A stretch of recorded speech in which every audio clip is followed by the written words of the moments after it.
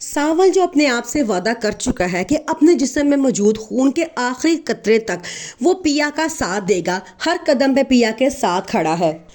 पिया भी इस बात को बखूबी जानती है। वो अपनी दोस्त से इस बात का इजहार भी करती है कि अगर इस पूरी जंग में सावल मेरे साथ ना खड़ा होता तो ये जंग जीतने से पहले ही मैं हार जाती। इसका मुझ पे बहुत एहसान है कि इसने मेरी पूरी फैमिली को तहफ़्फ़ुज़ दिया हुआ है।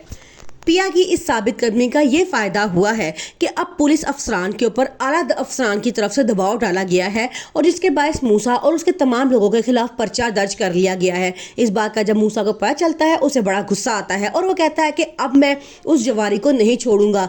आज इसकी हरकत ने मेरे अंदर वो पहले वाला जवारी को दोबारा बेदार कर दिया है और अब मैं मूसा बन के लड़ूंगा और जब तक मैं अब उसको मार नहीं लूंगा मैं सुकून से नहीं बैठूंगा। वो अपना पिस्तौल निकालता है और उसको ढूंढने के लिए निकल पड़ता है। सावल जो पिया के प्यार में पागल होता जा रहा है, वो उसे कहता है कि मेरे कानों को आपकी आवाज सुनने की आदत हो चुकी है। सावल तो उस दिन मर ही जाएगा जिस दिन उसके कानों में आपकी प्यार भरी आवाज नहीं गूंजेगी।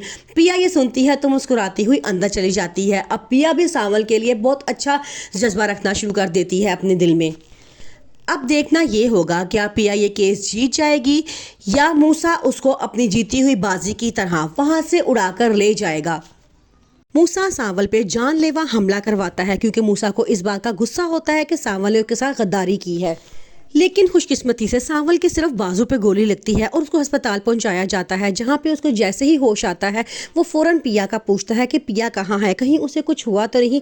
पिया जो उसके पास ही मौजूद होती है वो कहती है कि मैं बिल्कुल ठीक हूँ और वो सावल से कहती है कि मेरी वजह से तुम कितनी मुसीबत में पड़ गए हो, हालांकि तुम्हारी जान का भी खतरा हो गया है। लेकिन सावल वहाँ पे उससे ये वादा करता है कि जब तक मेरी सांस चल रही है मैं हमेशा आपके साथ हूँ, आपने घबराना नहीं है।